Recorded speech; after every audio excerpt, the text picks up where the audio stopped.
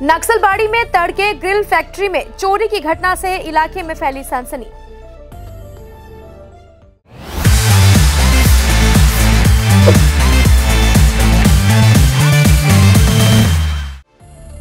चोरों का एक समूह ने लाखों रुपए के लोहे का सामान और लोहा काटने की मशीन लेकर फरार हो गए। यह घटना नक्सलबाड़ी के उत्तर रथ खोला इलाके की है।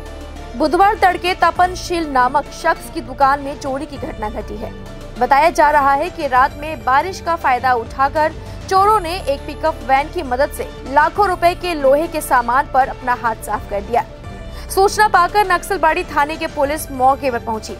पुलिस पूरी घटना की जांच में जुट गई है।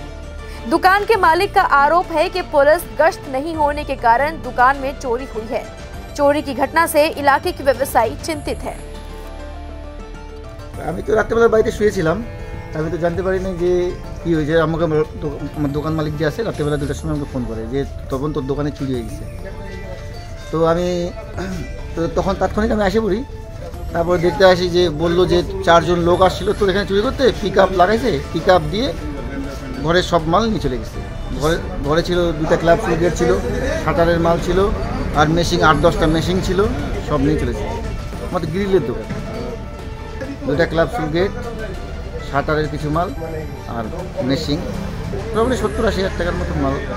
সন্দেহ এখন কাউকে করতেছি না, কিন্তু রাত্রেবেলা একটা গাড়ি ঘোরাঘুরি করছে, যেটা গাড়ির নম্বর ছিল 0586 নম্বর, যেটা এখানে ঘোরাঘুরি করতেছিল। ওই চোর গাড়িও নিয়ে আসছে, চোরে 4 জন মিলে আসছিল, কিন্তু পিক আপ গাড়ি নিয়ে আসছিল, সেম গাড়ি। পুলিশকে কমপ্লেন করছি, এখন তো পুলিশেরও কোনো এখনও তো আতা পাতা নাই। রাত্রেবেলা করে পুলিশ আগে ডেলি মোবাইল ডিউটি করতো, এখন পুলিশও রাত্রেবেলা করে আসে না, এখন পুলিশেরও কোনো অ্যাক্টিভিটি নাই বেশি। এই আমাদের মতো গ্রিল দোকানে যদি এরকমভাবে পিক আপ লাগাই দিয়ে চুরি হয়ে যায়, তাহলে তো আমরা তো কী করে সিকিউর হয়ে থাকবো, রাত্রে কী করে বাড়িতে আরামে ঘুমাবো। কিন্তু সিকিউর বলে এখন কোনো কিছু থাকবে না। আমাদের গ্রিল দোকানে যদি এরকম চুরি হয়ে যায়, পিক আপ লাগাই দিয়ে, তো সাধারণত দোকানে তো কী চুরি হবে তার তো কোনো ঠিক ঠিকানাই নেই। চোরের অরাজকতা চলছে এখানে। 3টার সময়, আজকে রাত 3টার সময় এখানে একটা গ্রিলের দোকান ছিল আমাদের শিবাজির সঙ্গে যে ক্লাবটা রয়েছে তার পাশেই।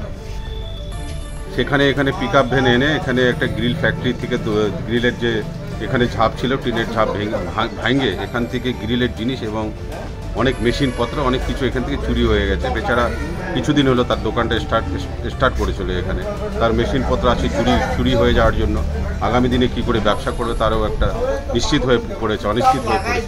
তাই আমি বলবো যে নকশালবাড়ি প্রশাসন এই ব্যাপারগুলোতে একটু গুরুত্বভাবে দেখা উচিত। নকশালবাড়ির প্রত্যেকটা ব্যবসায়ী যে আছে, ব্যবসায়ের পাশে আমরা সবসময় থাকি, যেহেতু আমি একজন ব্যবসায়িক প্রতিনিধি, তাই সমস্ত ব্যবসায়ী মানে হিতের উপরে তাকিয়ে নকশালবাড়ি একটু অ্যাগ্রেসিভ হওয়া উচিত প্রশাসনকেও, এবং অ্যাক্টিভভাবে দেখা উচিত। নকশালবাড়ি দিন পর দিন চুরি বেড়ে যাচ্ছে, এই জিনিসগুলো আমাদেরকে সবসময় নজরে আনার দরকার আছে।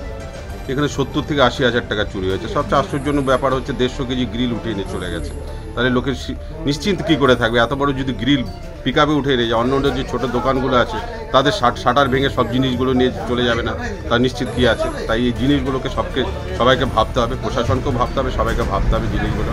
আগামী দিন যাতে এই ধরনের ঘটনা না ঘটে, প্রশাসনকে আরও সচেষ্ট হওয়া প্রয়োজন বলে আমি মনে করি।